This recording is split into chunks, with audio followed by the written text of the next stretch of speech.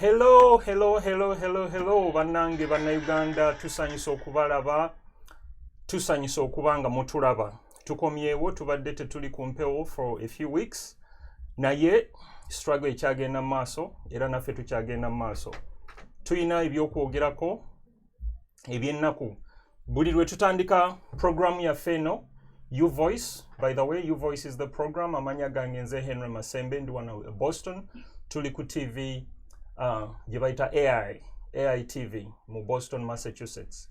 Buli lwe tutandika program simanyi nyinza kukaaba bukaabi ndoza tuba twetaaga kutandika na biwoobe kubanga ekiri mu Uganda kinyeenya sikisaanikire noonya olugero lwensobola okuteekawo naye nga ebintu si birungi.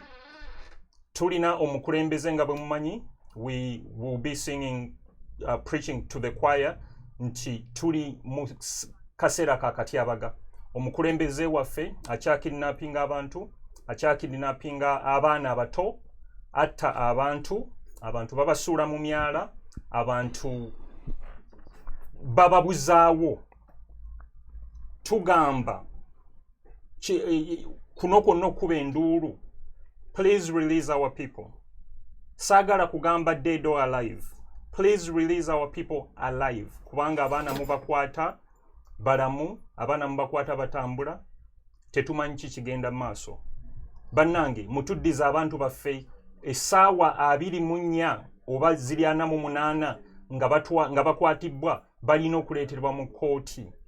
Baba charging omusango bwe baba tebalina musango balina okubeera nga bali released. Ekyo tekibeerawo okuva lwe abantu abatusinga obukulu nze bannankati nina emyaka 45 naye abantu abatusinga obukulu bagamba bino ebintu byaliwo.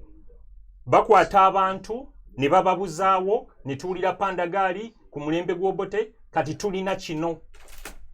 Tulina emmotoka ezikwata abantu babasanga mu mayumba babasanga ku street ne babatwala. Eyo yekowa kino kibaddewo nga Robert Kyagulanyi Ssentamu awangudde obukulembeze bwa Uganda n'obululu obusukka mu 80%. Omukulembeze wa Uganda obe akyaliko yeetaddeko Yoweri Kaguta Tibuhabulo oba erinnya lye yaani nabba obululu. Bannange twogera tukuba enduulu tukuba amasepiti tulaajana tukaaba tukola buli kimu kye tusobola okukola nti nno kino kirina okukoma. Tusaba obununuzi bwaffe tusaba abantu baffe bakomewo nga balamu. Nina obuzibu n'ebintu amalwaliro gaffe makyamu naye bakuba omuntu ku street nga tebamukyaginze musango gwonna ne bamukuba okumutta obusi ne bamugenda ne bamudampinga somewhere. We are demanding for our victory and we are demanding that the innocent Ugandans, mostly young people, mostly from the central region of Uganda, are released with immediate effect. Olwaleero tugenda kwogera ku musango ogwaggyibwa mu kkooti. Mu studio ndimu ne munnange Hillary omulwanyi omusajja atanyigibwa mu ttooke. Hillary abadde alidinze protest wano e Waltham wetuli n'agenda n'abeera part of the protest mu DC ngenda kumuleetamu. So tugenda kwogera ku bintu ebibaddewo e Uganda then tugenda kuba twogera n'abantu abakulidde okwekalakaasa around the world. Tuyina comrade waffe okuva e South Africa Ibrahim naye mu sako za opposition NUP abalwanyi abaagala eddembe bamuyita Jjajja Ibu.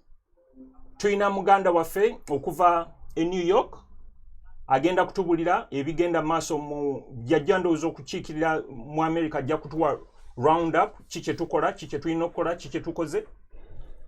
Nina comrade waffe Vice President ow'amaanyi abamu gwe bayita president kati naye tugamba musooke mulindeko Vice President Lydia Natolo kubanga twagala okukyusa ensi okuva e Uganda paka wano paka mu America bannange abantu bannayuganda tukutte wansi ne waggulu twagala okukyusa ensi yaffe abantu abali mu diaspora temwenyooma mwe mukwatiridde Uganda tuweereza ssente mpitirivu nnyo Uganda bwe twekalakaasa ensi ewulira tukozinze sanctions okugenda ku Uganda tukozinze abazungu okubeerako ne kye bakola lwakuba twetaaga okweyongera maaso so tuyina Vice President waffe Lydia twetaaga okumakinga sure nti no we are taking over buli ka group konna akabeeranga k'abannayuganda nga kakiikiriddwamu abannayuganda kalina okubeera nga kaliko omuntu ayagala eddembe saagala gamba muntu wa Nuupu twetaaga abantu abagala eddembe abantu abakkiriza mu human rights abantu abakkiriza mu bulamu bw'abantu bannange omuntu nga mulamu nga gwe Hillary oli wano ontunuulira oli mulamu n'entandika okukubba n'obeera ng'oli mufu what rights kize nnina okukola ekyo you know so tugenda kubanga twogera ku bintu bino ekirala tugenda kwogera ku musango ogwakava mu kooti omusango gwakava mu kooti gwe tupulinze mu kooti tulabye wiiki eno justice omuganda yekka omwali ku court azze n'avaayo n'agamba bannange kambasomere ebintu nga bwe byali kambabuulire ekituufu ne tulaba nga bamugyako files ne tulaba nga baleese ab'amagye abakuumi ba chief justice ne bamu-roughing up to silence her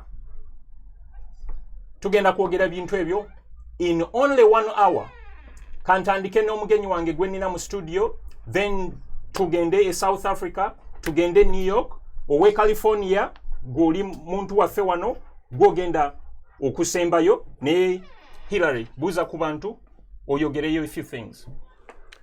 Webale nnyo host wa program enenganzi You Voice abalabi baffe aba program enganzi amannya nze Hillary Innocent Taylor Seguya era nga nsinzidde side zeno in Boston, Massachusetts, USA. Ndi member NUP or National Unity Platform era nga also I'm a justice hunter. So I deal with pressure groups that dismantle dictatorships like the ones we have in our country, Uganda, and also the neighboring countries.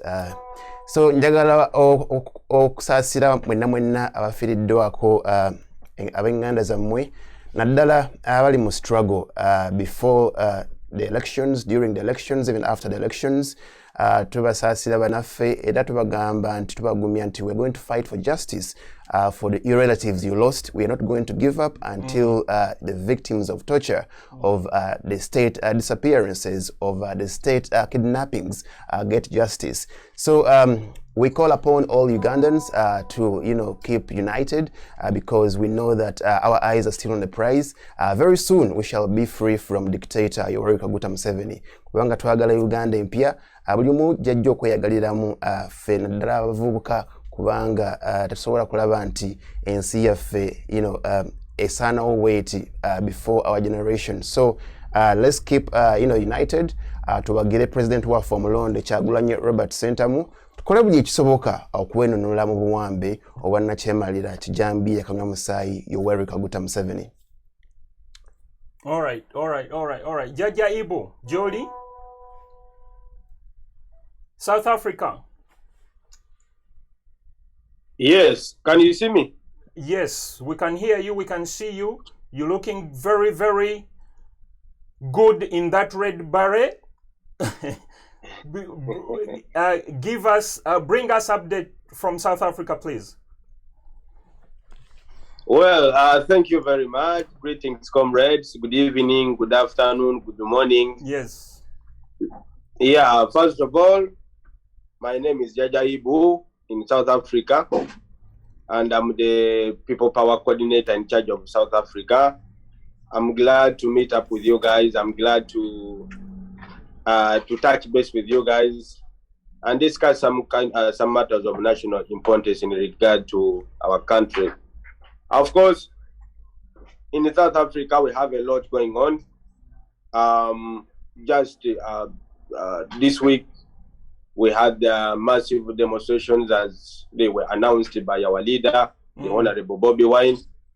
we know that the dictators do not listen to the language of peace. Dictators never listen until the citizens come out and rise and demand that they should be free. I must remind you that one freedom fighter, Martin Luther, said that freedom is not voluntarily given by the oppressor, that freedom is granted. Freedom is not voluntarily given by the oppressor, it must be demanded by the oppressed. And that's what we are trying to do, because we know that Museveni will never give us our freedom voluntarily. So we need to come out and rise up and show that we need our freedom.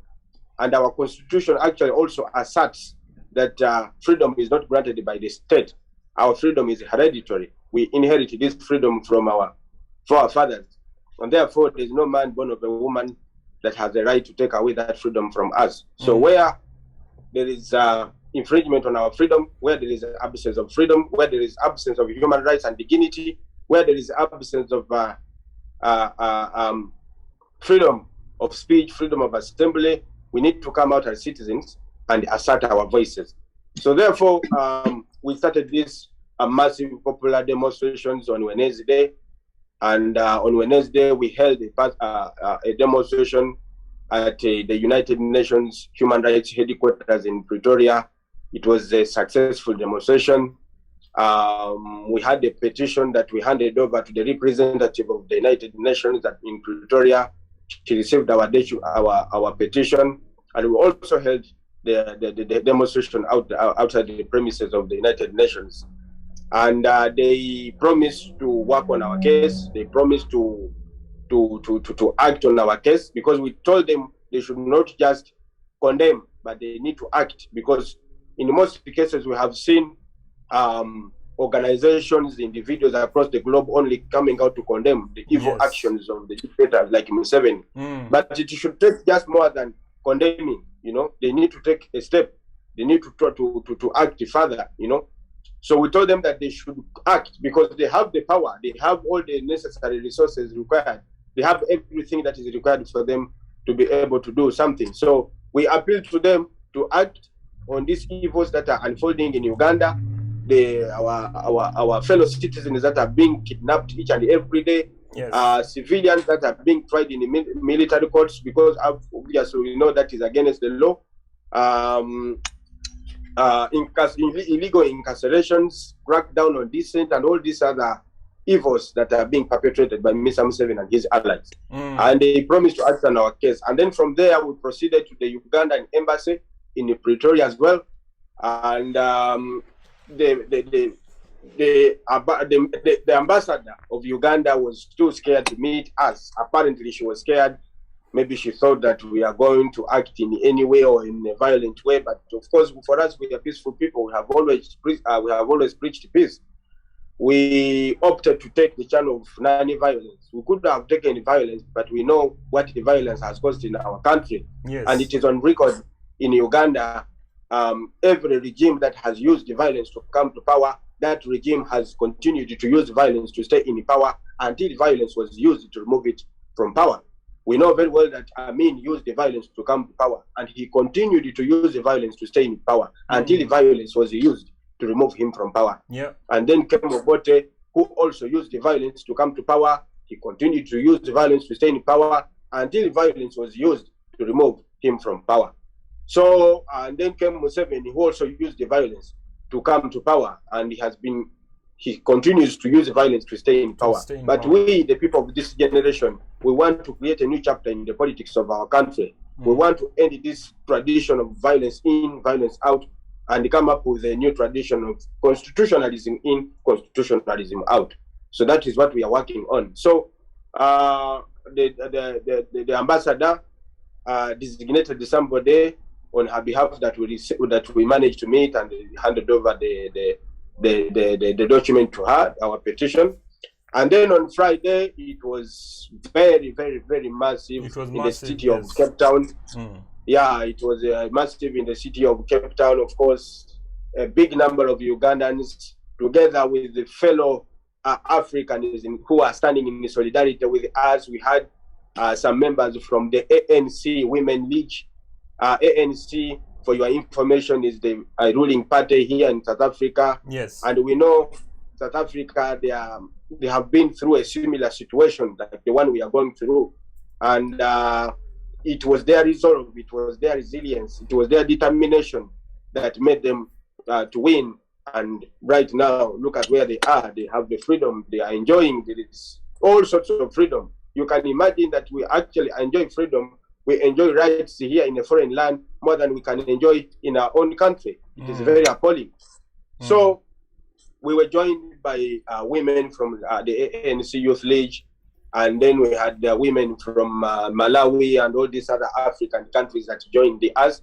And then we marched all the way to the Parliament of South Africa. At the Parliament of South Africa, of course, we held a demonstration outside there at the premises of the Parliament. And then we also handed over a petition to somebody that represented the Parliament. And we, of course, our points were very clear. We were appealing to South Africa to stand in solidarity with the oppressed people of Uganda, as opposed to standing in solidarity with an oppressor. We asked them to stand with the oppressed and not the oppressor. We appealed to them to exhibit the spirit of Pan-Africanism as preached by the great Nelson Mandela. We appealed to them. We know there are so many people, especially these government officials from Uganda. They have stolen a lot of money from our country and bring and invest here in South Africa. I know of a minister that owns a permanent secretary that owns a golf course in Johannesburg. Ugandan? And I'm sure, he owns a golf course, a very, very luxurious golf course in the city of Johannesburg. Yeah. We know Salim Saleh owns a house here in Tableview in Cape Town. So all and many other people that we don't know. So we know South Africa knows these people, and our appeal to them was that, our appeal to them was that these people, obviously, this is the money that is being stolen from Uganda and brought here to be invested in this country. Yeah. These properties or these investments must be frozen, and these individuals must be sanctioned, just like the US has done, just like some countries within the European Union has done. We appealed to South Africa to understand our pain because they have been through a similar situation. We know very well that when South Africa was going through the period of apartheid, a lot of other African countries came on board to help. You know that there was a military wing that was created by the ANC. It was called the Omukonto Wesizwe, and these people were training in countries like Uganda, Tanzania, Mozambique, and these other countries to come here and engage with the military, the apartheid dictatorship. So we are appealing to them to stand with the people of Uganda and understand the pain the people of Uganda are going through, and hopefully they can also play a helping hand. You understand? Thank you, comrade. Thank you for the update. I'm gonna come back to you. Let me bring in the New York coordinator. Comrade Joseph, you there? Yes, I am. Thank you. Thank you for your patience. I appreciate it. And please update us and update us on what's happening in New York and update us on what might be happening in New York. Thank you, Mr. Henry Masembe, for this great program, and Hilary Seguia for. I remember Hillary in Washington. It was quite galvanizing. So it was really something. Thank you so much for your leadership, both of you. So yes, I am the coordinator in New York. We had a demonstration before was it the 7th, Friday the 7th.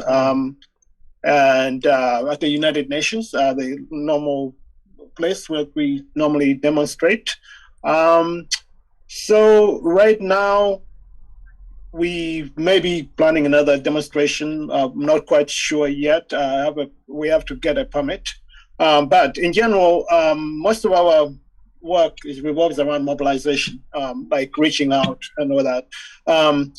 So let me say a little bit about Jaja Ibu. Thank you so much, Jaja Ibu, for your leadership. That demonstration was just, well, first of all, let me thank the people in Washington. They did a great job too, because as I said, Hillary and other people gave some brilliant speeches in front of the IMF and World Bank, and that was really good because of the people that have the money that control what happens in Uganda in terms of their funding. Yeah. But the South African demo was quite impressive. JJ Ibu, thanks for the great work.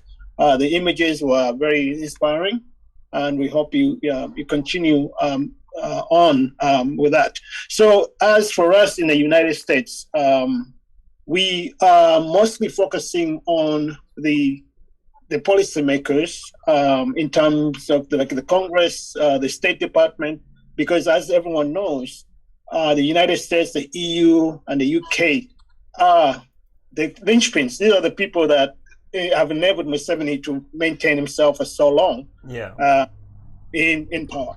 So we have to expose it. We have to say, guys, this is what is happening. The guy is killing our people, he's abducting our people, he's doing all this great, crazy stuff, and he's lying to you by, I mean, he's basically part of the problem in a sense of beyond just killing us. He's also a regional problem. Yes. In terms of the conflicts in Sudan. He's one of the reasons why the South Sudan is still in the position it is in. Yes. Because it's always started with care and try to basically prevented the rapprochement between Kia and Machar, because it kind of gains from that kind of chaos. Yeah. And Somalia, I mean, obviously everyone knows they tried to lie recently that they killed so many Al-Shabaab, war before, and which turned out to be a lie. But even before that, there were stories of Ugandan troops selling some of the guns and ammunition to Al-Shabaab, who they're supposed to be fighting. So Museveni has a history of being a saboteur, an agent who creates confusion and then pretends to solve it in order to continue getting funds from this country. So we have to. So our focus has been more or less to show right now what's happening in terms of abductions and the killings and of course all these people that are incarcerated illegally. Highlight the electoral fraud and the fact that our victory was stolen, and third to just basically mobilize our people to, as we said, if we don't do it, no one else is going to do it for us. I mean, okay, we are pressuring these people, but we as Ugandans have to take some responsibility. We have to kind of not sit back and relax. I mean, our people at home are in terrible situation. I mean, we were inspired by all these young youth that were on the campaign trail. Everyone was so inspired by the example. And because they were being watched, a lot of them thousands of them are in prison now. Because there were 8 within the campaign trail that were watching who was who. And we were here just sending maybe some money, those of us that were kind of engaged. But now a lot of us are just like sitting back and say, oh, wow, what are they doing, So as I think Mr. Jaja Ibu said, freedom doesn't come on a platter. You really have to kind of be engaged and you have to fight for it.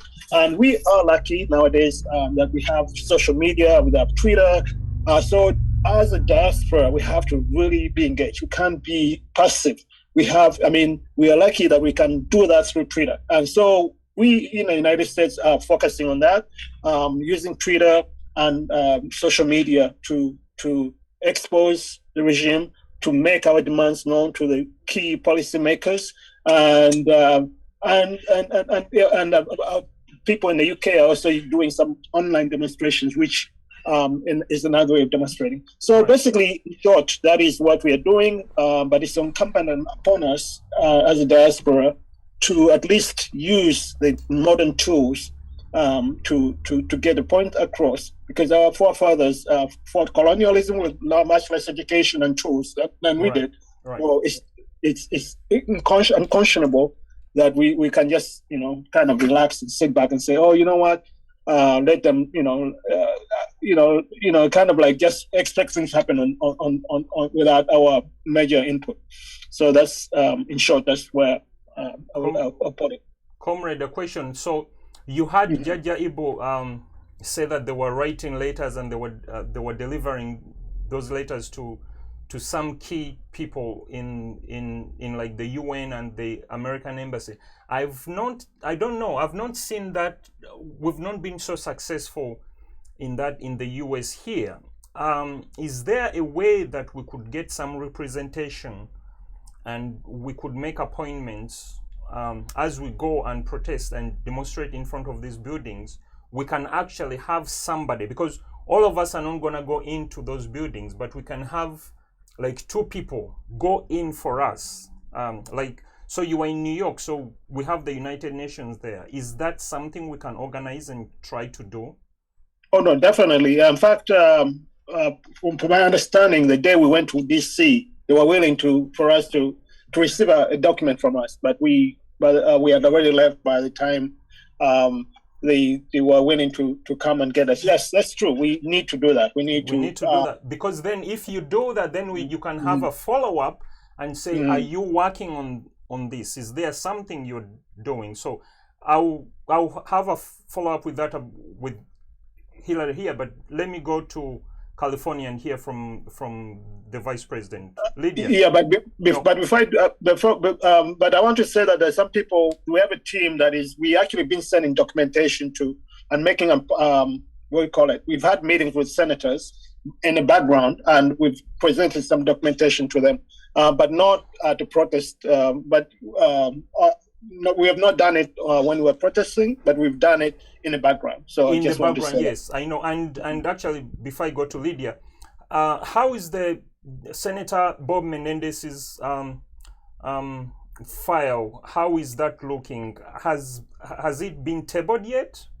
Okay, that is a good question. No, it's not been tabled yet, but I don't know if you are aware. About 2 weeks ago, Senator Booker of New Jersey and Senator Reich, I'm not sure exactly what state he's from, but he's a Republican. They wrote to the Secretary of State, Blinken, and they told him to basically they highlighted certain issues he has to address in regards to Uganda by the end of this month. So my guess is that after the Secretary of State, Blinken, response, because Senator Booker is from New Jersey, like Senator Menendez. Right. He's a junior senator. So I think they're very coordinating their effort. Our indication from the Senator Menendez's office is that they are looking at reintroducing the resolution before as a bill. And I think once the Secretary of State responds by the end of this month, I suspect that by sometime in April, that bill will be tabled. Okay. Brought up. Thank you. Lydia Natolo. Yes, comrades. Lydia Natolo here. I hope you can hear me. Again, I'm so honored and humbled to be in your presence. And again, I honor all of you, those in the studio, Comrade Henry Masembe, our other comrade. I love your T-shirt, by the way. Please send it to me. He needs to distribute the T-shirts. Thank you. I'm going to call you Justice Hunter. And, thank you. My comrade Joseph in New York, thanks for the work you do tirelessly every day. Sometimes I'm caught up at work, but every time I come on the platform, the work you're doing or all of us are doing to pioneer, to be on social media, twittering, literally making the useful noise, really. And I always say that me being in this space as a leader in the diaspora, as a vice president, I don't take it lightly. Many people showed up and voted for me for a purpose. So if we are to be in the diaspora, especially as leaders, and we go silent for the issues that matter to us, our own sisters and brothers are being killed, kidnapped, abducted, tortured, name it. We see bloodshed every day on the streets of Uganda. And some of our leaders are actually capable of being silent about these issues. Why are we even in leadership at all? Yeah. Because some of us, when we come up and talk about this stuff, we are labeled. We are labeled to be the extremists. But for me, Lydia, I believe I'd rather cry for a young man who was shot straight up in his mouth. Right now he's going through multiple surgeries. His tongue was cut. This is a young man. Right now, I'm here to speak for Honorable Mubiru. I don't even know his demise right now. Right now, I'm here to speak about those who have literally lost their lives. I'm here to speak for the hundreds in jail for no reason. When we actually have people who need to be in jail, we have innocent souls who have taken up spaces in jail for literally robbers and murders on the streets of Uganda every day, who need to be there. Jaja Ibu, I appreciate you. You are a leader at heart, a servant at heart. Thank you so much for the leadership you've shown us, the work you've done with all the comrades in South Africa.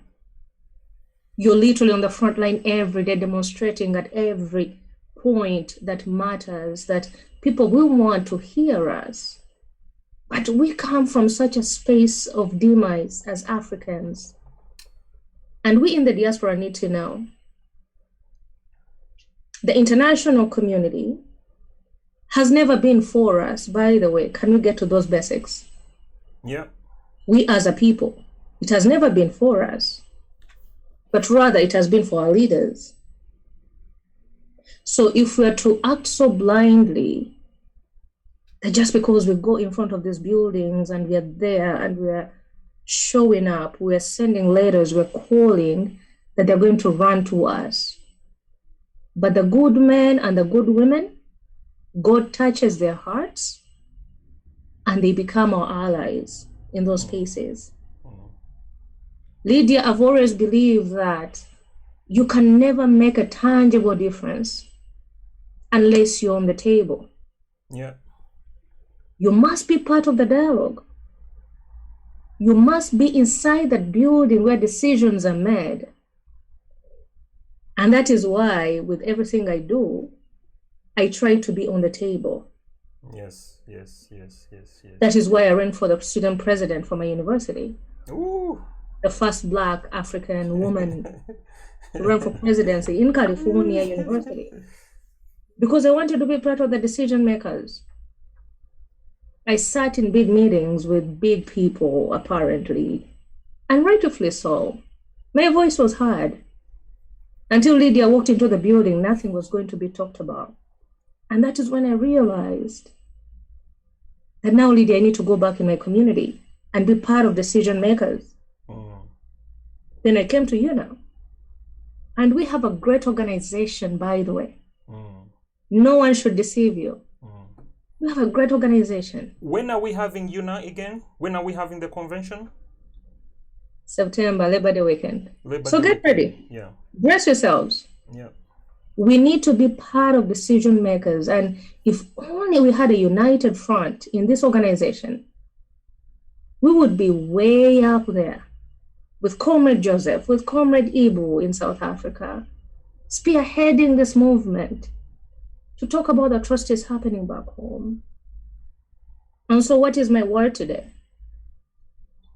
Let us not lose hope.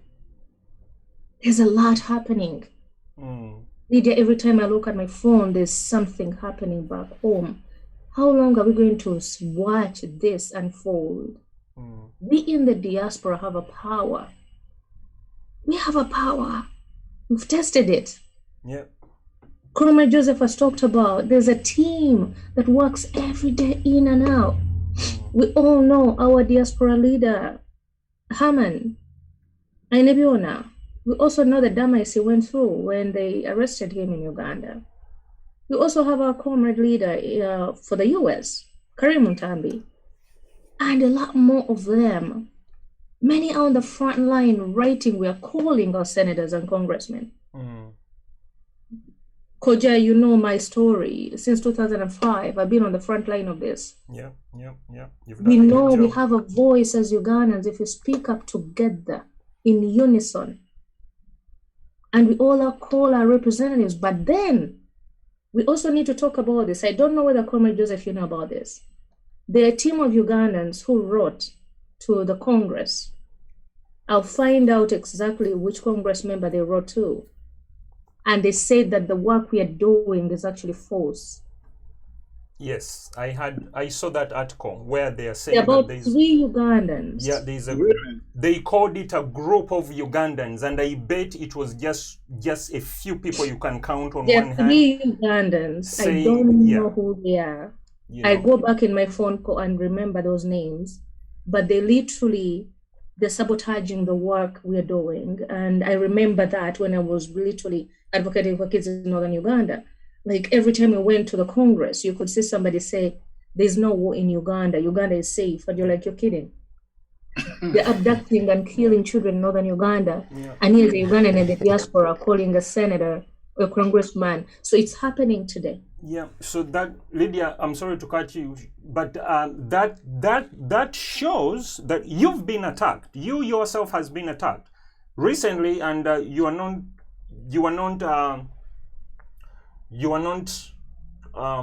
what's the word? What do I want to say? Sigwe ongambi okwogera kino. I'm saying this kubanga I don't want to put you in anything. You've been, somebody did a video about you saying, oh, this girl has a connection to Rwanda, whatever. And I wrote and said that means kasukali keiko. You know, whenever you hear those things, Museveni ya single buyayi mu politics wa Uganda, we know that. So he's the liar, but they're branding us liars. Ye muyaya asinga kubanga everything will be, demonstrations will be peaceful. And Comrade Ibo and Joseph and here I can say that in other countries, demonstrations are peaceful. But in Uganda, why do demonstrations in Uganda become chaotic and people die? Things are peaceful until Museveni men show up, you know? But everything, all the talking and everything that we're doing, it's working. That's why you see, even here in Boston, we're looking over our shoulders because there are Museveni agents here. They wouldn't be here if we are not such a threat. So you are making a very, very good point that the people in the diaspora, and we've led this caravan, and I feel like we are the fuel to the opposition right now because we have the money. Museveni has money, but Museveni's money is just going to a few people in the government or his people, whatever. But the work you are doing, and that's why we want you there, and that's why we the Ugandans in the in America, we're gonna push you higher because we want you to be higher. But I need to circle the wagon again, so I'm gonna go back to my comrade, Hillary. Yeah. Talk about what happened in DC. But also we want to see what we can do better, really what we can do more. And I had a conversation with Jaja Ibu, and we were talking about fear, and Jaja Ibu brought up something that has been on my heart, that Ugandans are afraid. Yeah. You know, we are naturally, we are not violent. That's why, you know, we know some countries that are violent. Right. And those countries, it comes off as a negative. But those people, you don't do things that Museveni is doing to us, you know, because I talk about Tunisia. They raised taxes on their crops, on their raw materials in Tunisia, and this guy put himself on fire, and the country demonstrated to remove the president, which they did successfully, starting off the Arab Spring. What is it called? The Arab something, which went all over. Arab Spring. Yeah. So what can we do in the diaspora, and how can we encourage Ugandans? Because this is going to happen. Like I told you earlier, we are either looking at Kainerugaba as our next president, and his son as our next president, and his grandchild as the next president, or else we are going to die. And we know Museveni is going to kill us for us to attain our freedom. What can we do from here to Yes, as you've said, I think the first thing we have to do is to remove fear from ourselves, because we know that Despot Museveni is using fear to control us. Yes. And this is the thing that is being used by all the autocrats we have on the African continent. So with the example you've given of Tunisia, dictator Ben Ali. Ben Ali. Yes, he was, oppressing these people and couldn't listen. He was, just mocking them, yet the reality was different. So when the 26-year-old young man, bought gasoline and, lit himself up, he was very frustrated with the system because they were asking a lot of bribes from him. And when he went to the courts of law and didn't get justice, he decided, to end his life. And that sparked off a revolution in Tunisia. And go to, countries like Sudan. What happened still? It was the prices of bread going high. Going up. So people were just lining up for bread every day and night. And Omar el-Bashir, dictator, was also taking things for granted because banks, he used curfews also. That is fear to control people. So now people didn't have money in their hands to buy, food, to better their livelihoods. So people were afraid. You've seen the civil wars in Sudan, Darfur. And, people could go to emergency hospitals to, seek medical attention, and you could ask for cash. So people were like, if you've, put curfews, the banks are closed, how are we going to get money to get medical attention? So it was different. So it's the same thing that is happening in Uganda, that this dictator has mastered also what the other guys have been doing. And now, if you look, he knows us. Exactly. Now in East Africa, the only country you might maybe say it's democratic is only Kenya. Because if you look at what was happening in Tanzania, people are praising Magufuli, Pombe, John. But again, if you assess the reality in Tanzania, Magufuli was an oppressor. Yes. So I called him a vile, ruthless dictator on Facebook and Twitter. People were going against me, but I was showing them facts. Because if Magufuli was, clamping down on the opposition, because you know what happened to Tundu Lissu, the leader of Chadema. Of the opposition. Yes, it was an attempted assassination. 16 bullets straight to him. Then when Tundu Lissu went to medical attention to Kenya, Magufuli refused to release funds from the State House to make sure that the guy gets medical attention. It was his statutory right as a member of parliament and as the chief whip of parliament in Tanzania.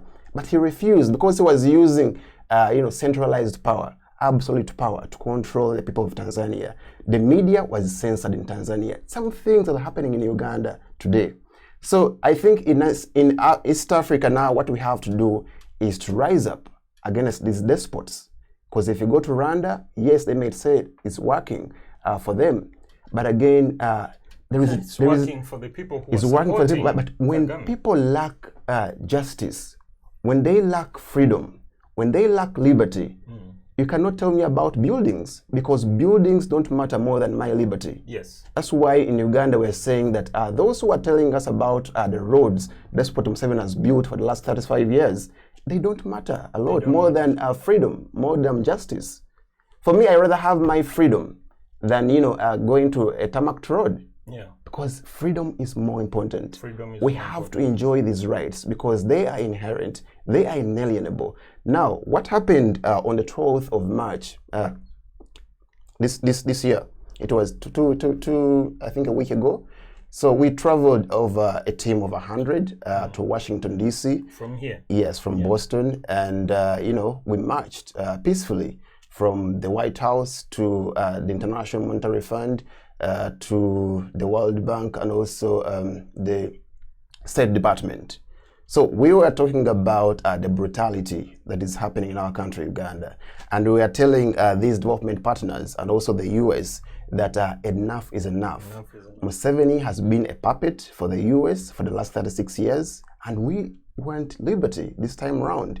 We are sick and tired because Ugandans have been extremely oppressed, extremely repressed, and extremely suppressed. And now we are saying, how about America, rethinks about its foreign policy that has failed in Uganda? Yeah. Because if you look at the American foreign policy, of course, for them, they say that it's only Museveni who is containing terrorism in the East African community or around the countries neighboring us. But we are telling them that Museveni does not own the national army. It stays there. So even if Museveni goes, the national army will be doing the same thing. If they are using that as an excuse to sustain Museveni into power while he's oppressing innocent Ugandans, then that is wrong. Look at what happened today. Chairman Nyanzi, the brother of Bobby Wine, is telling us that his child who is adopted, Happy Mugisha, has been, kidnapped. But how could you kidnap a 15-year-old innocent child? That is a child. He's a teenager. Let teenagers be teenagers. But what mental anguish are they causing to this young person? 15 years. So that is ridiculous. Like, but it's happening with the government of Despot Museveni. Yeah. So imagine 20 years from now, what will be, the perception of this child on the, legacy of Despot Museveni. So it is unbelievable. Now look at also those comrades who are at Chitalia Hospital, Chitalia Prison. Yes, there is another young man called Kenny Chalimpa. It's called Sky Soldier. 18 years. Very, very young. 18 years. And you're telling us that he was holding, an AK-47 gun to remove the government? That is ridiculous. Of course, they're just oppressing these young children. Now, these are kids who are supposed to be in school to learn and realize their potential in order to become important citizens of our country. But the dictator is taking away their right to education and is keeping them in jail. Today, as I speak to you right now, we don't know where the 15-year-old Happy Mugisha is. We don't know where, our comrade James Mubiru is. We've made outcry on all different social media platforms, and we are demanding release, Mubiru, James, release all our, comrades in the struggle. Thousands of them, they have disappeared. They have been kidnapped. They have been tortured, and there is nothing that is happening. And now we are telling, because when I was speaking at the Secretary of State Department, I was making my message loud and clear to the Secretary of State, Anton Blinken, that it is you, America, who is funding this oppressive government to, suppress Ugandans. The more funds you give them without questioning, the more they brutalize us. So as you're giving them funds, make sure that you put, conditions on those funds. Don't just give them money. Is there a chance we can meet with somebody? Now, what we have to do, we have to reorganize ourselves as people in diaspora, mainly here in the US, because Washington is the capital of politics in the entire world. So we have to use that opportunity. Now, as Ugandans who are here, mainly those who are in Washington, D.C., they are being looked at as our capital. They have to selflessly do everything possible to make sure that they follow up on the engagements with these stakeholders. Yes. Because how about we hold protests and invite them to join us? To join the protest. Yes, let them join us and hear us, other than you taking documents. Because they take a document, you're telling you to give it to a security personnel. That's why they were telling me to step down at the State Department. I said no. Because you were security guys. You cannot stop me. I came to talk to the Secretary of State, Anthony Blinken, not the security guys. So I told him, if you want to arrest me, arrest me. But I'm not going to give up when my comrades are dying every day by the oppressive regime of Despot Museveni. That was so good. Now it is time we invite them to march with us. That's when they will know that really these guys are into pain. But if you leave them their aces at the Capitol Hill and just take a document, that won't help. So let's invite them. Next time, maybe we're going to summer. The weather is good. So let them get their masks and they join us. They join us. We march. Yes, if we are going to the World Bank, let the president of the World Bank come out and, talk to us. We need to work on that. Yes, because now you see what happens here is that soft diplomacy works. But in rare circumstances, we've seen achievements. It takes long. So are we going to embrace soft diplomacy every time when our brothers and sisters are dying? So we need to strategize. 35 years. Yes. so people just have maybe to reorganize ourselves as people in diaspora. So if I've seen Joseph has told you that, of course, he's doing a great job with other guys in Washington, D.C. and Lydia, the way she has said that they're engaging different stakeholders. But to me, as Hillary, in my own opinion, I believe at times we have to put aside with self-diplomacy because there is a lot of procrastination. Now, if you were talking about the UN, like our comrade in South Africa, Comrade Ibu, is telling you that they handed over, a petition to one of the staff there. It takes also time. Yeah. Because with UN, now, in order for UN to intervene with their R2P or the responsibility to protect, they have to go through the UN Security Council. So it's a long process. So you have to look at the chapters of the UN Charter that allow the member states or the big five on the Security Council to come in and intervene. So by the time they pass resolutions in the Security Council, it has to first go through the Human Rights Council in Geneva. So do we have members who are submitting petitions to the Human Rights Council in Geneva, Switzerland? So that has to be also addressed because you have to first convince also the High Commissioner for Human Rights, Brachette Michel. So make sure that she knows about the atrocities that are happening in our country. See, call upon all those who are engaged on the special procedures at the Human Rights Council, those who are engaged in the universal periodical reviews of the Human Rights Council, to make sure that they document all the atrocities that are happening in our country, Uganda. So when you go from there, because we have to engage also the civil society organizations. So as we're lobbying here, we have to make sure that organizations on the ground, they also document all things and they forward them to the Human Rights Council. So it is tough. It is not easy because by the time the UN Security Council intervenes, that's when maybe you can get some hope that now we are going to move forward. But it's not easy because we have 5 permanent members: Russia, China, US, UK, and France. Now, those 5 to agree and pass a resolution, it's not easy. If one of them vetoes the resolution, it won't work. And we know where Russia lies. Exactly. But I need to circle back to one of our comrades. Jaja, are you still there? Yes, I'm here. South Africa, thank you for hanging in there. I know it's late down there. So let me pick your thought on this. We've seen this week one of the justices, like I called her the lone wolf on the Supreme Court in Uganda, and the only person from the central, because all the names on the Supreme Court are either from the north or from the west. She came out with a different dissent, and she said that Honorable Kyagulanyi, our president, was unfairly treated, and he was not given enough time to bring up his petition and everything, like Honorable Kyagulanyi said. And I'll give you 5 minutes, but Honorable Kyagulanyi said that if he had not gone to court, people will call him out and say, why are you complaining? Why didn't you go to court? And when he went to court, people were telling him, why are you going to this court when you are complaining that the court is unfair?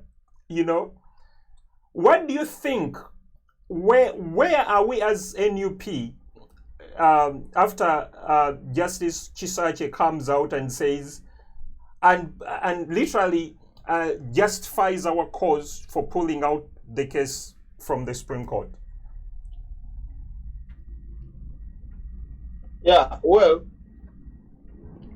first of all, I really salute the Honorable Justice Chisache for standing, even for making that brave decision, for making that brave step. Yes. Because not so many people are brave enough to do what she did. Yes. Her standing out and make a lonely decision. There is always the saying that says that if you stand for the truth, you better be ready to stand alone. Yes. So she chose to stand on the truth, and she did not care whether she has to stand alone or not. And indeed, she did it. She stood alone, and she made the true judgment, and she stood on the truth. We shall always salute her.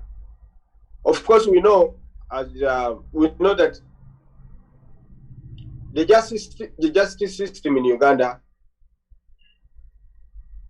is manipulated by Mr. Museveni, but within the justice system, we have a few judges that are actually doing a job that they are supposed to do, that are actually serving citizens and not serving an individual.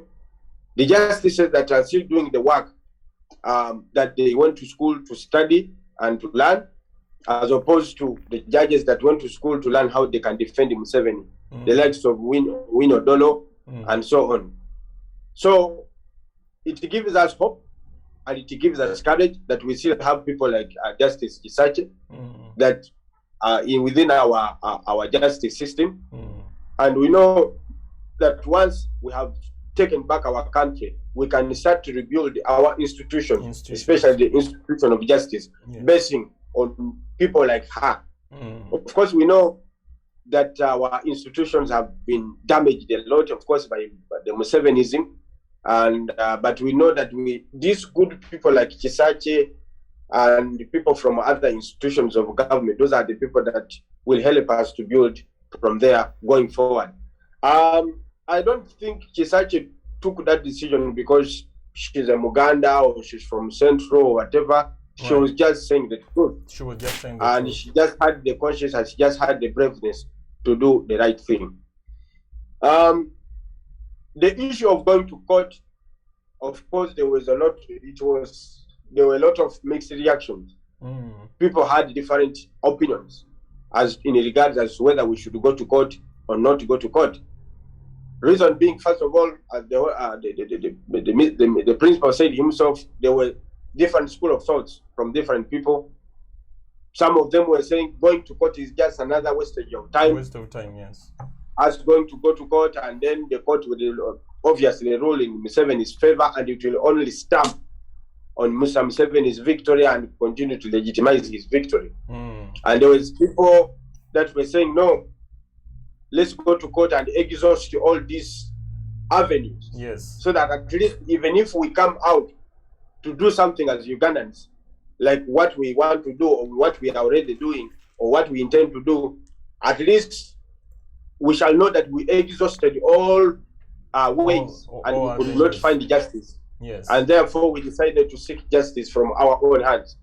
As you know, our constitution asserts that all power belongs to the people. Yeah.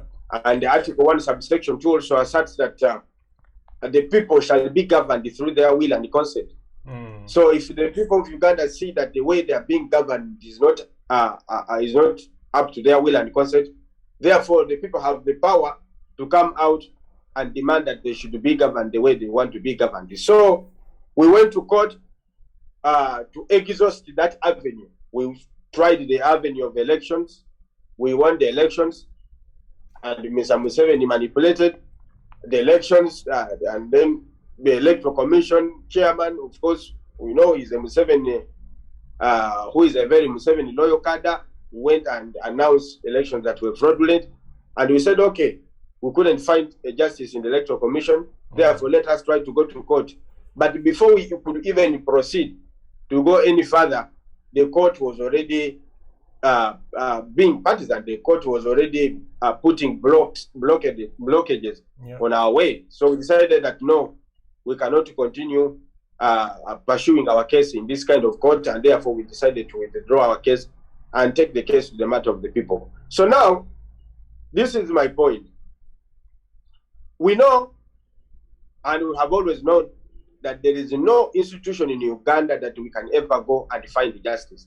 There is no institution in Uganda that can be able to give to serve the people of Uganda. For example, within our constitution, we have what we call the Uganda Human Rights Commission. And the Uganda Human Rights Commission is mandated by the constitution to force any government security organ in a situation whereby there is a citizen that is suspected to be tortured, or a citizen is suspected that his human rights or his freedom is being infringed on. Violated, yes. The constitution mandates that the Uganda Human Rights Commission to order that security organ to produce that person, or to release that person, or produce the person in the court.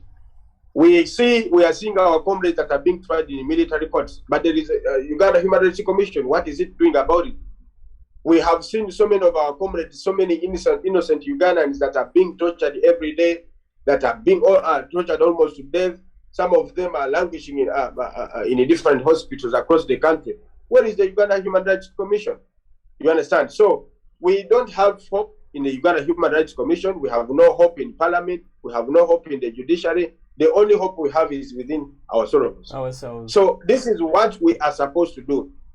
As the comrade was mentioning about Tunisia and the other countries, it is the time. It is high time Uganda stood up and took out this fear. Yeah. Because we know that the only thing that is still keeping Museveni in power is fear that is within our people. Yeah. It is the fear. Yes. So Ugandans are so scared of confronting the dictator. Ugandans are so scared of standing up. I must tell you that on Friday, when we were having this demonstration at Parliament in South Africa, one of the women from the ANC youth wing, women wing, came out and said, Ugandans, if you want to get rid of the dictator, you must come out and be on the streets every day. Every day. You must come out and fight. You must sacrifice. I want to tell you that actually we are very ashamed, especially we the people of this generation, we Ugandans of this generation. Our grandfathers fought and ended the British colonial rule. And in 1962, we managed to gain independence. It was not easy to get rid of the British colonial masters, to get out of Uganda so that we can be able to take to govern ourselves. Yes. It took the coming up of our grandfathers. It took them to come out and fight and resist and say, no, we are a sovereign country. We can be masters of our own destiny. We can lead our country. We want to have you as development partners and not masters. Yes. And eventually they won. And then we have our fathers that fought to remove the oppressive regimes of Obote and Amin. We know Amin, in as much as there are some good things that he did, but on the side of democracy, on the side of freedom, he did not grant any freedom to the people. He's someone that cracked down on dissent. Yes. Many people were exiled during his time in government, and so on and so forth, and so has Obote. And our fathers managed to fight. Of course, Museveni always takes the whole credit, but it is not Museveni that fought that war.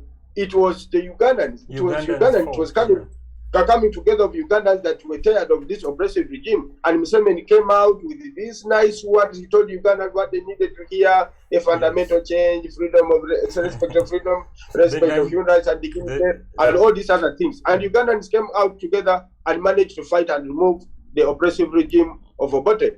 But now, we, the people of this generation, we are actually ashamed. I cannot sit with my grandfather and my father on the same table, because my grandfather will brag. We removed we got rid of the British colonial masters, and my father will say we removed the Obote. And then we, the people of this generation, what can we say that we have been able to achieve? We have a dictator that has ruled us for 35 years, that has cracked down on us for 35 years, and he's still standing.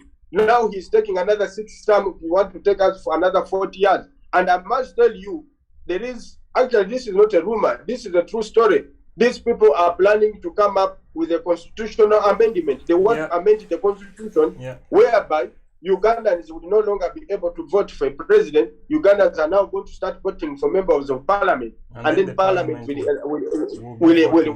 elect the president. That is the constitutional amendment they're trying to come up with, and that's why you are seeing that they're going across the country, coming up with different constituencies, especially in the areas where they know they have some kind of support. Yes. They are creating those constituencies. You find that a constituency only have like 2,000 people. It is a constituency. It has a member of parliament. So they are trying to amend the constitution so that they can be able to have, because as they claim that they have the numerical strength in the parliament, so that they can be able to bring Muhoozi, because they know that Muhoozi cannot win an election against Bobby Wine or any other person through a popular election. So they want to amend this constitution so that they can have the so-called numerical strength in parliament. What we need to do as Ugandans is to conquer our fear. We need to conquer our fear if we are going to get rid of Mr. Museveni. We know that it is going to be a sacrifice. Many will lose their lives, many will lose their properties, many will be displaced, many will be exiled, but that is the price we have to pay. We are not going to get rid of Mr. Museveni just by talking and whatever. I must tell you that this is a blockade that is standing in our way. This is the blockade of fear. There is one wise man described the fear in different ways. He described it on a negative side and a positive side. And on a negative side, on a positive side, he said, face everything and rise, but on a negative side, forget everything and run. You understand? So now, it is up to you as to whether you want to describe fear as facing everything and rise or forget everything and run. You understand? This is our country. We don't have anywhere to run to. We are in a foreign land. We are being called foreigners every day. I'm going to cut you. I'm so sorry. We're going to have to wind down. I'm going to see if Comrade Joseph is there, but we appreciate. Thank you very much. Webale Kutesa. Joseph, are you still with us? Yes, I am. To come in a few minutes or to see to addressing ekintu ekyo ekyafiya kikulu nnyo kubanga I feel like kyekitu CBA fe abali mu diaspora tuyinza okuba tetuli afraid kubanga tuli mu free countries naye abantu be Uganda abantu baffe twogedde ku Tunisia. This thing has to happen kati nga Jajja bwatugamba okuva South Africa nti eventually it has to happen. And what I've been telling people is tetugamba bantu nti because it's your constitutional right tebagenda bakuba miggo nti tebajja bakwatako tebagenda batta kubantu kirabye omusajja is gearing up alesa abasajja ababadde balwana Iraq n'abadde balwana Somalia, and he's bragging that I've brought these people. They are the ones who are going to bring down aba Bobby Wine nga bwayaga nti agenda kutumalawo fenna. So what do you say briefly about the fear, or about the fear really? Kubanga, that's what we have to conquer, and we really, how do we do this?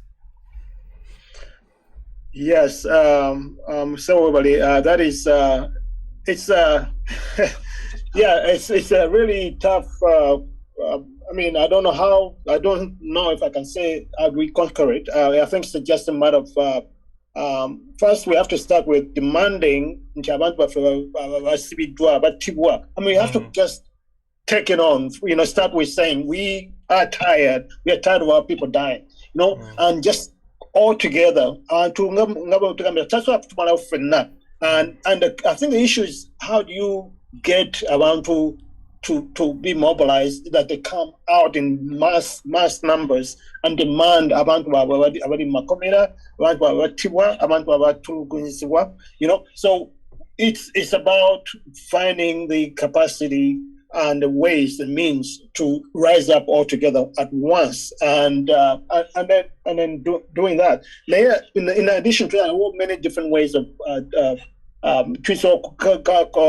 combine the demonstrations with boycotts, with staying home. There are many different ways you can do it, and we just have to explore the different means. And I think we need a think tank because it doesn't seem like there is a cohesive. I mean, I'm sure maybe it's there. We have to perhaps have a think tank which kind of comes up with ideas on how we can empower our people to conquer that fear. Thank you, Mukulu, and we really appreciate what you're doing, Kubanga. We are making an impact. It's just a fact that we need to do more. Thank you. I appreciate you for joining us. Thank you. Sure. Lydia Natolo to Sibule. Thank you so much, Comrade. I really want to piggyback on what Comrade Joseph was talking about, that we need to create a cohesive strategy as the people in the diaspora.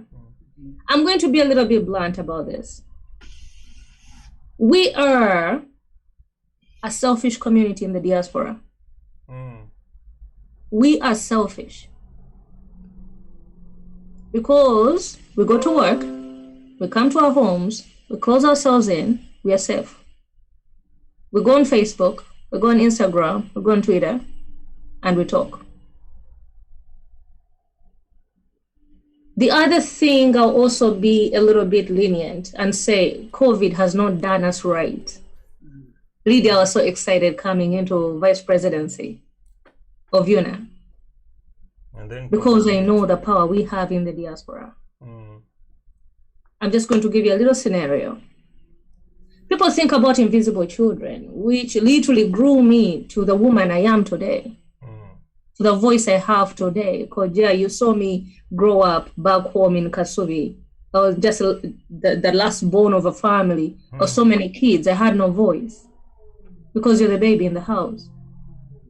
And then you come to America and then you have this voice. But I remember from 2005, it wasn't until almost 9 years later, we saw the Coney documentary. But that took time. And that is what I want our diaspora community to know. It takes time. It's gonna take time. But then we cannot focus on what happened then. We can actually propel this. If most of us go out there, what Jaja Ibi is doing in South Africa is incredible. This is what these leaders need to know. We have a team in Australia, we have a team in Canada, we have a team in China, we have a team in UK, name it. They were in Washington, D.C., they were in New York. If all Ugandans stepped up and did something, called your leaders.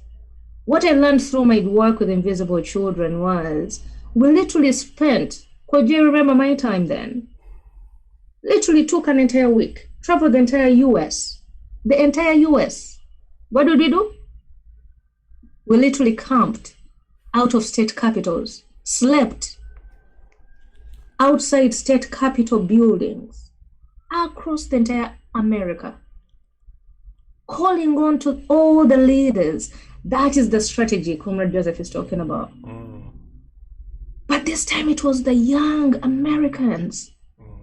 Lydia found myself the only Black child in the community. Then we lobbied for 2 good days out of Harpo Studio because we knew Oprah had a voice. So we literally slept outside Harpo Studio in Chicago. You're gonna bring that mojo back, Lydia. I'm telling you, we traveled outside the entire America, ended up in Harpo Studio. When Oprah was showing up at work, and this woman showed me something. She showed up at work at 4 o'clock in the morning every day. Wow. And we were right outside her studio. She literally brought her entire studio outside. Why do I share this? Ugandans were still sleeping. Yes. Yeah. There are just a few comrades like Jaja Ibu, like Comrade Joseph, like Comrade Ntambi, like Comrade Herman, like just a few Ugandans who were there toiling. Comrade Kabuye Boston. Hillary about the truth. Hillary is in Comrade school. Hillary. He's in school. Justice Hunter. Right? I literally left my classes running across America for the kids in northern Uganda. My professors could not understand why I did that. But it did grow me to the woman I am today. And how can we bring that to our community in the diaspora? That's why I say most of our populace is selfish. Because for them, they're in their comfort, in their homes here. They just received a stimulus check from the government of America. Yeah. I mean, we've done some. Omuntu bw'akulira ng'oyogera bw'otayinza okulowooza nti ogamba nti tetulina kye tukoze. No. Trust me. I'm in the inside circle. Naye nga I'm in the inside circle. Yeah. When I say these things, I speak them from the heart. And I just want to literally ring an alarm. Can we also be whistleblowers in the diaspora? Yes, we need to do more. And we say we have not done enough. Yes, we need to do more. And Lydia, possibly I'm part of that too. We need because to we do put more. up with jobs, COVID, whatever. But we need, I love what Comrade Joseph said. Maybe we need to literally come back on the table as a diaspora community. We need to strategize. What are the best methods for us? I know we need to push the resolution that Senator Mendes brought on the table. It's not yet on the floor. Yeah. And why I share the story of Invisible Children, because it took more than almost 10 years to bring a resolution that had to stop Joseph Kony, apparently, which you all know, the government was also involved, that it's going to take a lot. And I want we may be prepared, but I also want to ring an alarm for all of us in the diaspora. Banange tuzukuke. Let us wake up. Thank you, Lydia. Ngenda kusalako mukwano. Thank you. We have to close. Thank you very much, Bananga. I can't thank you enough. We are bringing up this conversation, and this conversation has to continue really. Okwogera kubeera ng'okwogera naye from talking, we are raising our other people up, and like you said, we are sleeping, and I sense that Chovala Ngamatino, we've done a lot, but we can do more. You've seen what can happen, like your experience in the invisible children, with the invisible children, and like I'm really thinking about what Comrade Hillary is saying, that we need to see how we can bring these people to join us. If they support us, if they can put sanctions on Uganda, that means they agree with us, you know. I know that they are in a fix, like Comrade Joseph and I think Comrade Ibo alluded to it, and that Museveni creates chaos. Museveni has created chaos in Central Africa, and because of his strength with the army, he has come up as the prefect or the supervisor in that area, that he's the only one who can control this mess. And that's how he creates a mess in the country, and then comes up as the police to curb the chaos.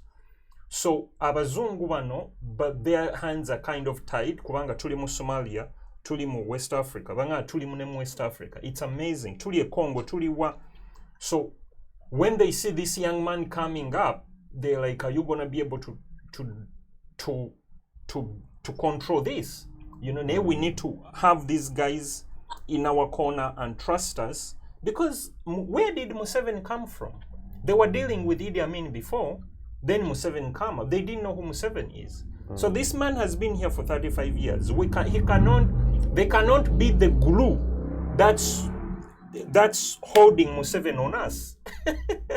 So Koja Masembe, just one little thing I want to share, that sometimes when you learn something, you need to share with others. So possibly next Sunday, we have a care team that is actually helping our comrades who are being battered, who are being tortured, who are in led by Sister Dorothy. Yes, Sister Dorothy. And those are some of the women we are going to bring. And I think we should actually announce this. We are going to be celebrating women in Noop, giving back in Noop. And she's going to be one of our presenters. But one of the things I learned from Invisible Children, they had this campaign, $3. You go and buy coffee for $3. But that $3 campaign went so far. So we are raising money to help our people. So I'm of thought. We have families of our own people, but they have children. And one thing we can inspire even the younger generation, we can get them involved. Of course, they cannot be vocal. They don't even know what is happening in Uganda. But if you tell a child to give $3, most of these kids have like a little cash in their pocket. As a way of introducing them to things. Introducing them to the struggle. Let us rally our young generation. And this is an idea I want to bring forth. I would pretty much write it out. And then we are going to introduce it next week when we are bringing our women in power. And Mama Dorothy will be part of those with our care team, where we're also encouraging our young generation to be part of this dialogue, because most of them think these things are political. You're red or you're yellow. And it's not about that.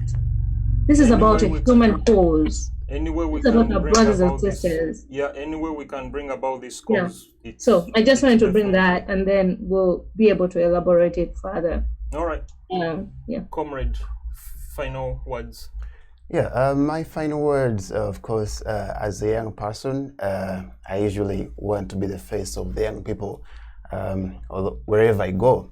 So I want to remind the young people of Uganda the words of Kwame Ture. I said that my last words to the youth of Africa, he said basically 3 words: organize, organize, organize. So those were very powerful 3 words. Machaz is 1 word. So he was reminding us that we have a collective responsibility, mainly as young people of Africa, to make sure that we fix the mess in our respective countries. Those guys had a very powerful generation during their years. So if you look at Pan-Africans of that age, or that era, you cannot compare them to the leaders we have today in Africa. Yes. Today's leaders are a threat to the African continent. Everywhere you go. So we need to embrace such words. And, you know, as Lydia has told you with the example of Invisible Children, now that was a very powerful organization that was well established, and they had a lot of lobbyists, which we lack in our struggle as people in diaspora. Yet I would use UNA as our, gun to lobby from all over, because UNA right now, Lydia is saying something. Well, she may disagree with my opinion. I think she knows. But you see, no, I'm saying yes. Oh, yes. Okay, all right. You see, UNA has not done enough to fight for the oppressed back home. Yet it has to be number 1. It has to be at the front line. Because the president knows it and he has taken it over. Yes, but now we have the vice president, Lydia. And you see, the challenge that may happen right now is that the rest of the members on that committee, they may gang against her simply because she's fighting for the truth. Politics. So now, what can we do? We have plan B, UNA causes. What are they doing? What is the motive of UNA causes? Because if they say that UNA is taken over by the government, so can you show us in UNA causes that you have an effective leadership that is going to be the face of courage, the face of the oppressed back home in Uganda? So that's why we see that we have to reorganize ourselves, because it takes courage, it takes resilience, it takes unity, it takes sacrifice, it needs resources. So with all those things said, we have to sit back at the table. And Lydia told you that if you want to make sure that whatever you're fighting for is achieved, carry your seat on the table. If they've denied you a seat on the table. So now, as Ugandans, what are we going to do in diaspora? Because we are in the most safest country in the world. A free country. But you find a lot of our comrades, a lot of our brothers, a lot of our relatives, like here in the US, they fear to speak up. But why do you fear to speak up? Yet here in this country, they value freedom of speech in the First Amendment. So that is the fear. But now as Ugandans, if you go to churches, if you go to these events we're going to, UNA causes or UNA, can we talk about the priorities of our country? Let's put Uganda first. How can we rebuild our country, Uganda? Than talking about entertainment. Because we can go to different clubs in our different states. But when we go to UNA, we are not talking about the core issues of our country, Uganda. Yet Uganda has to be number 1 each and everything. So we have to put national interests first.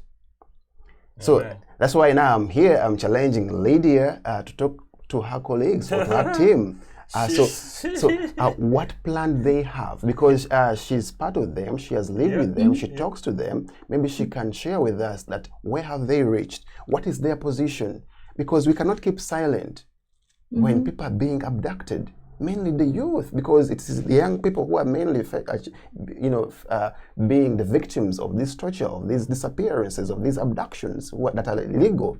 Now, if you look at the median age of those guys who were in Chitalia, the 49 originally, the median age was 27. Because I was computing them, the youngest was Kenny Charlie Mpa, so Sky Soldier. So, what future are we building for our country, Uganda?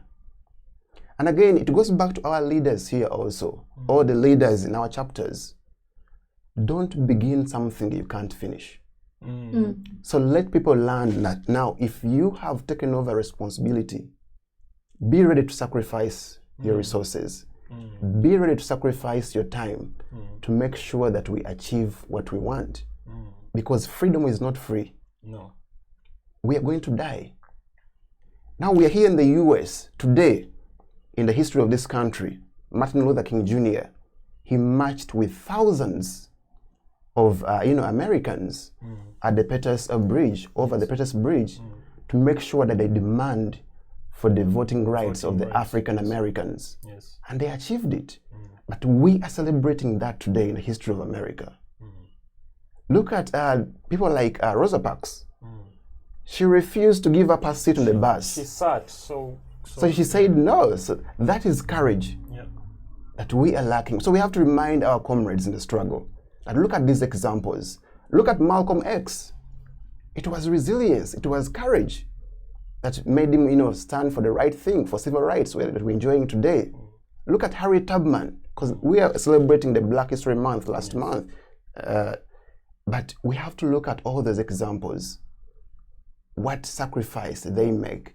Because the sacrifice you're making today, you may not be the beneficiary of that thing you're fighting today. Yes, but the next generations. Yes. Because Malcolm X or Martin Luther King Jr., they weren't elected as the first African American president in the country. And in this country we are, it was Barack Obama. Who benefited from their Yes, fight. so that is the sacrifice we have to make. And that's why we're saying that we have to do everything possible and make sure that we free ourselves from this captivity of the triangular dynasty of Despot Museveni. Because it is only the 1% oppressing us. We are the majority. Yeah. They can't kill all of us. They have not enough, prisons to put all of us in those prisons. So we have to call upon our comrades, remind them that it may not take 1 week. It may not take 1 month. It may take several months, as Bobi Wine said in his recent, national address about the status quo in our country, Uganda, that it may take longer, but it needs resilience. We need consistency. Because revolutions come in phases. Yes. So we have to keep shaking the tree. Yeah. So the fruits won't just fall.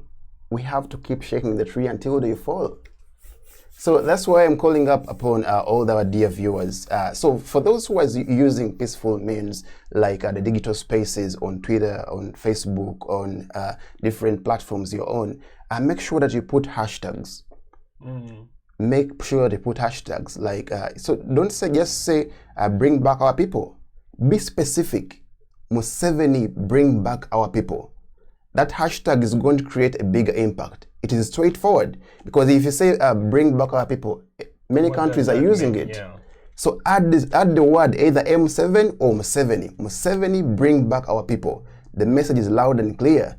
If you are saying free all political prisoners, it's not enough. Be specific. Free all political prisoners in Uganda. Yes. Then the message will, go to that person we're talking about, and also whoever is following that hashtag that is trending on these digital spaces, they will know that this is the guy they're talking about. This is the oppressor they are talking about. So, comrades, I want to, first of all, well, not first of all, because I'm concluding. So in my conclusion, of course, I want to thank everyone who has done a tremendous job to make sure that, of course, we free ourselves from this captivity, because we cannot add Despot Museveni 5 more years to make sure that he misrules us for 40 years. That won't happen. And let's make sure that we stop Despot Museveni from being sworn in, because the time is enough. So we've had it, and we want to give liberty an opportunity to reign our country, Uganda. So let's, unite. Let's work selflessly. Let's put our country forward, and let's keep in touch, because unity is also imperative to make sure that our message is loud and clear to our struggle. And I believe that change is inevitable, and very soon we shall be a free country with justice, liberty, and freedom. Thank you, thank you, thank you, thank you. Thank you, people. Thank you, Ugandans. Thank you, people who love Uganda, for watching.